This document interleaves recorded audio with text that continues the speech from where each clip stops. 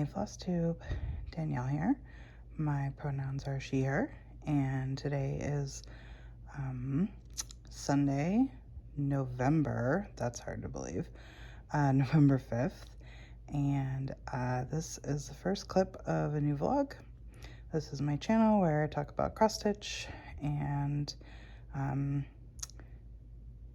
thank you if you're returning, thanks for coming back. If you're new here, I hope you like something that you see and you'll stick around. So at the end of the last vlog, I had put down the Spirits of the Dead by Modern Folk Embroidery. And honestly, I don't know if I knew what I was gonna do. And I ended up just going totally rogue. So if you've been around for a while, actually, I just showed it in my whip parade. So like 2 videos ago. One of my whips was Glendon Place's Sleepy Hollow. But like it was barely a whip because I had kind of just, started a border situation, and I hadn't worked on it in 2 years. And I was scrolling around on Etsy. I was actually searching for hocus pocus patterns because I thought it might be fun to start a hocus pocus pattern while watching Hocus Pocus on like Halloween. But this pattern came up when I was searching for Hocus Pocus. It is by the Witchy Stitcher. It is called The Legend of Sleepy Hollow, and basically it's mostly black silhouette except for like 4 pumpkins, and there's a thing at the bottom that says 1820, and there's some orange in that, but basically like it's almost all black. And I saw that and I was like, I really like that design too. I mean, obviously the Glendon Place Sleepy Hollow is just like phenomenally beautiful, but I haven't touched it in 2 years, and in order to touch it, I wanted to chart the pattern into my charting software, and even that would be like an excruciatingly daunting task to do. And so I saw this pattern and I was just like, you know what? I think that I'm gonna buy this pattern by the Witchy Stitcher, and that I'm gonna start this, and that I'm going to let go of the Glendon Place Sleepy Hollow. And I'm doing this for my husband. He's a big fan of Sleepy Hollow, like legend movies, all that stuff.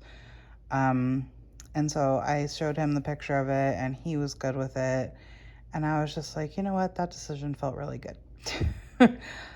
So I decided to go ahead and start it so that it would actually be a whip, because I think I started this on like October 30th. And I was like, if I don't start this now, I'm not going to start it till next October. So I was like, let me just go ahead and get started on it. I am stitching it on a 16 count Picture This Plus in the colorway Rubius. And I just had this in my stash. When I was looking at the picture, I was like, I think it would be cool on like an orangey red color. And I was like, I think I have that in my stash. This is not like exactly as I imagined it, but I think that it works really well. So I've put 1,376 stitches in out of 5,480. It puts me at 25.1% done.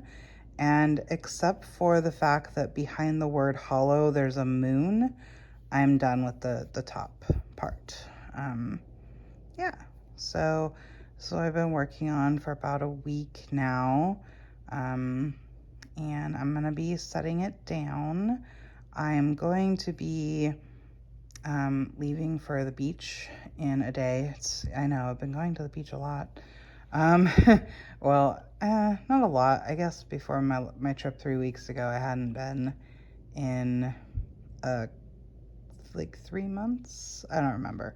But regardless, it's my last trip of the season because once it gets super, super rainy and stormy and stuff, I don't really like to go out there. I prefer to go out there when the weather's nicer. And so I'm going to take a small project with me, and I don't know that I'll stitch. I don't always stitch at the beach, but the weather probably won't be the best for doing a lot of walking, so I figure there's a better chance of me stitching. So that's why I'm going to go ahead and take it. And it's a smaller project, so I figure I'm just going to go ahead and, because that project that I'm going to start should be a start and finish. So I'm just going to go ahead and set this down, do that new project, and then I don't know, then I might have to bust out either my Christmas deer or the nutcracker, or restart trimming the tree on my different fabric that I have for it. So that's all I have for you in this clip. And like I said, the next one you should see just a finish, a brand new start and finish in the next clip. So see you in the next one. Bye. Hey everyone, today is Tuesday, November 14th, and I told you my next clip would be a start and a finish, and here's my start and finish. This pattern is called My Uterus is a Bitch. It is by Cussing Stitch Co. There we go. Cuss Stitching Co. I found it on Etsy. I've actually had my eye on this pattern for a long time. I would say at least a year. And I finally decided to buy it because just so like I'll keep this as clean as possible, but this is probably still going to be like TMI for some people. So if you don't want to hear about it, maybe just skip until you see a new project in my hand. I have been struggling for a little while with my periods, and getting to an age where that could mean various bad things. And so I'm very doctor avoidant, like anything really, like dentists, doctors, all that kind of thing. Anything where like I don't really know what's gonna happen when I walk into the situation. So I've been very avoidant of dealing with the issue, and finally made the appointment to deal with it. And so I went to the OB, had to have just slew of extremely painful, awful tests, and they came, so like this is gonna sound great at first, like why are you complaining? Came back nothing wrong, no abnormalities, no obvious answer. And that's kind of where I'm like, but that's my complaint. Like I was hoping for a very like obvious treatable issue, and there are none. Apparently my uterus is just a bitch. So I bought it and was planning to start it like even before I found the results or got the results, and then the results just like confirmed, like she's just a bitch. Like there's nothing wrong with her, she's just a bitch. So I started this when I went to the beach. I was hoping to stitch the whole thing at the beach because I was going to be there 3 nights. But the lighting was not good and I couldn't get comfortable either.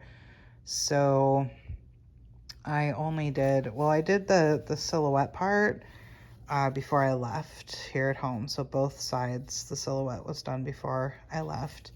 And then when I was there, I stitched my uterus. And then I came down and I started the uterus, and I got maybe like, I got like this much of it done or so before I came home.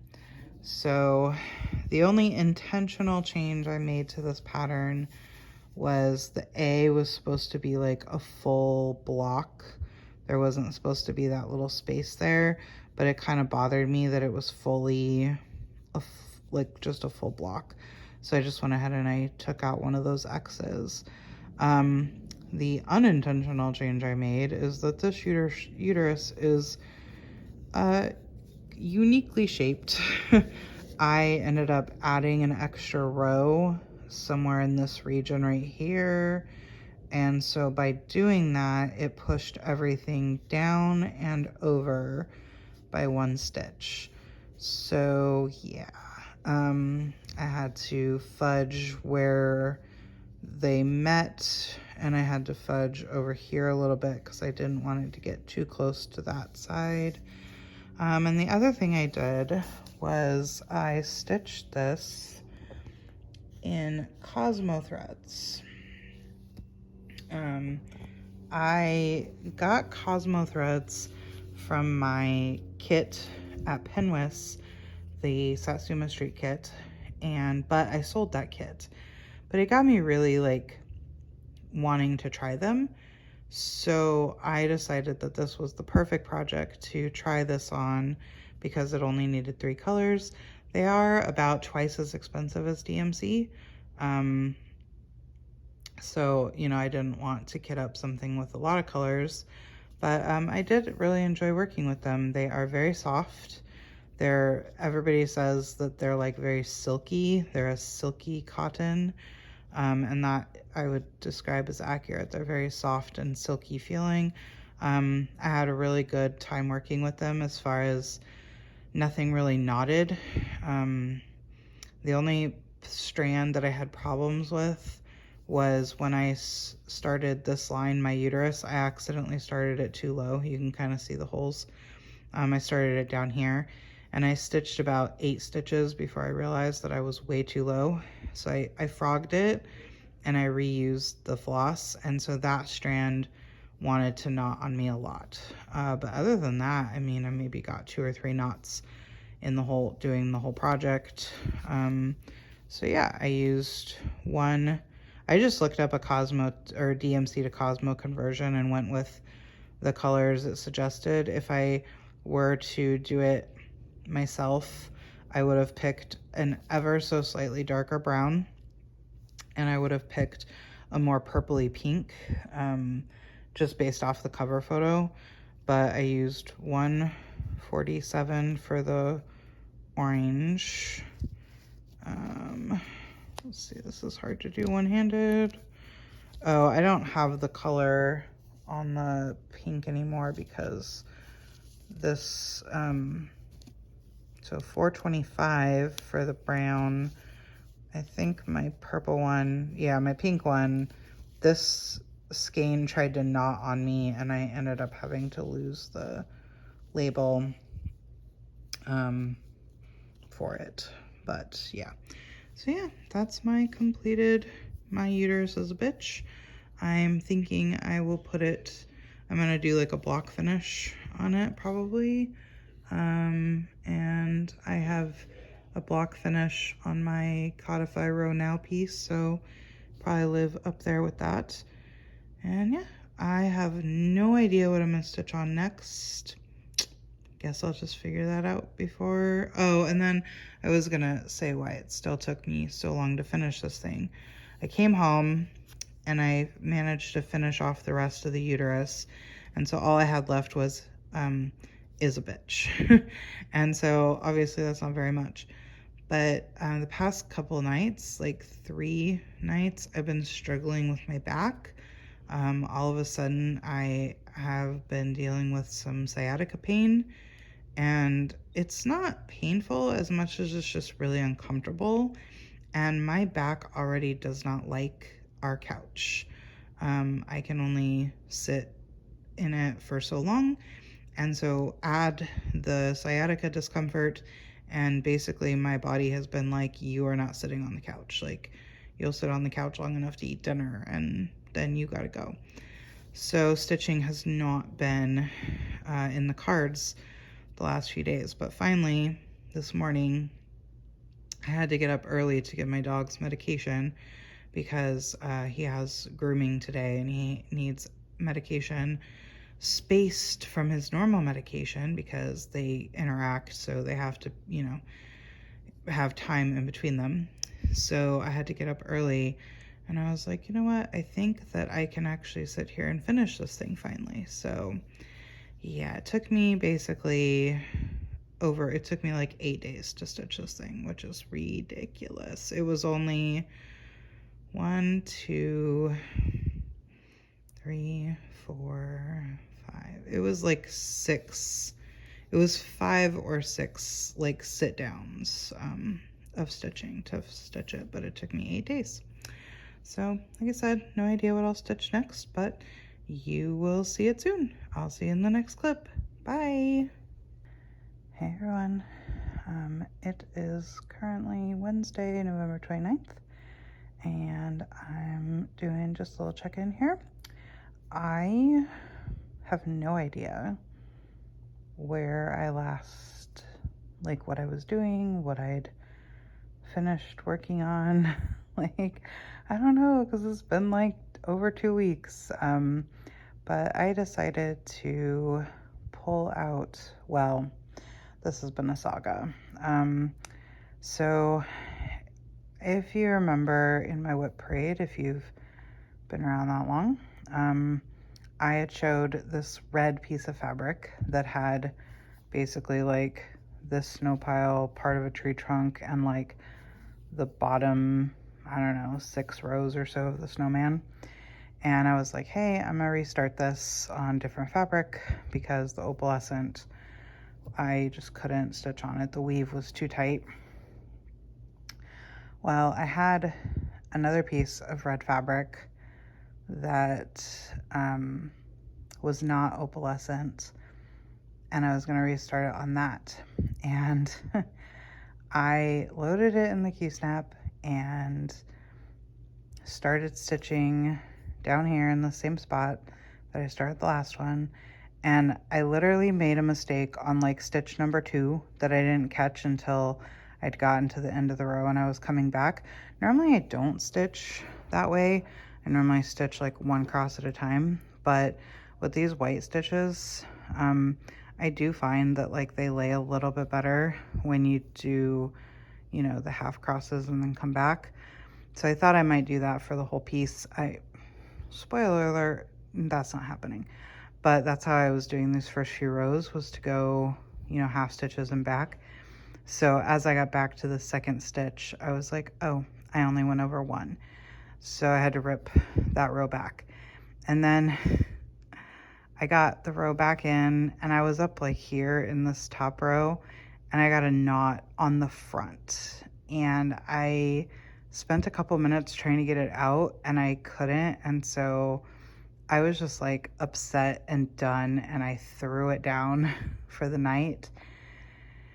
And I was like, you know what? I don't think that I can stitch on this Lugana period.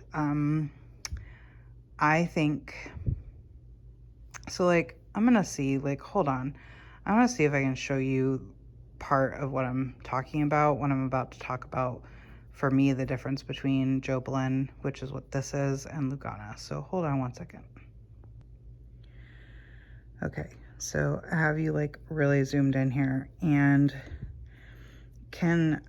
I feel like the difference is obvious. Now, granted, this is a darker fabric. I understand that darker fabric is always going to be harder to see, but like, look at this weave. Like, to me, this weave feels very tight, and in places very uneven, kind of warped. Sorry, I'm trying to like keep it in focus here.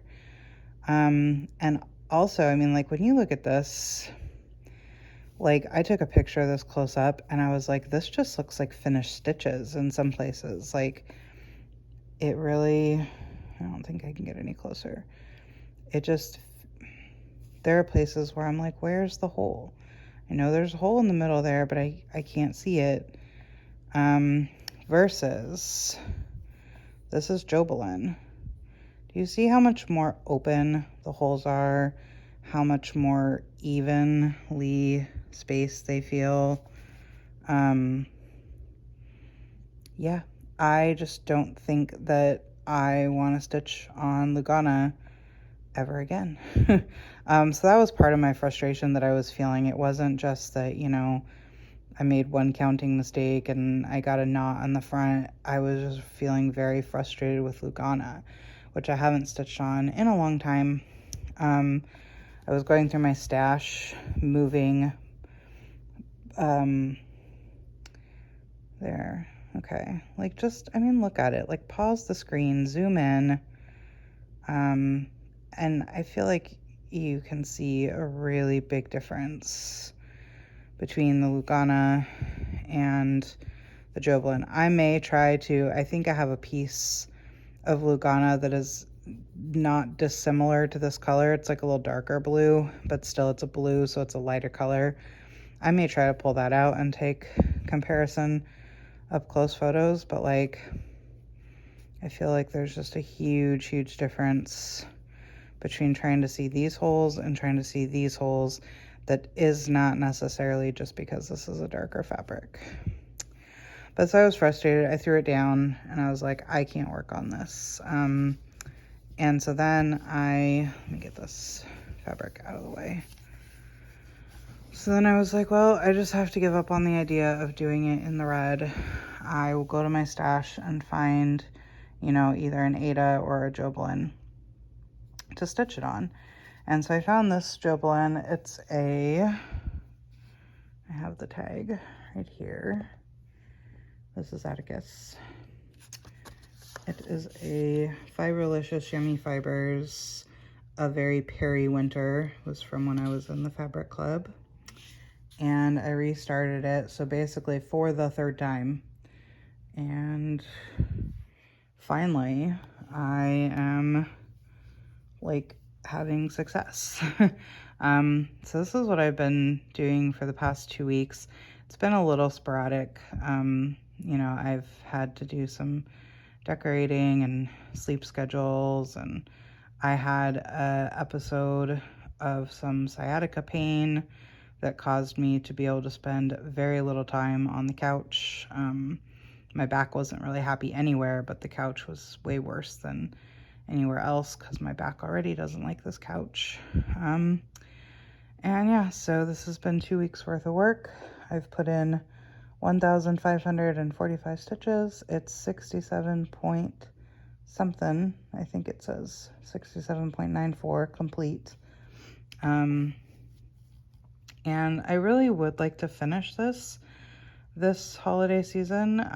I think though that I need to do a Quirky Quaker or maybe 2 and then come back to this because I am burning out just a little bit, especially because, so I'm a color completer, and in order for me to color complete this, I'm gonna have to finish the white on the snowman, which now isn't too bad. Tonight I did 230 stitches of white, and there's just basically like his face has, I mean, I don't know, 30, maybe 30 to 40 stitches left.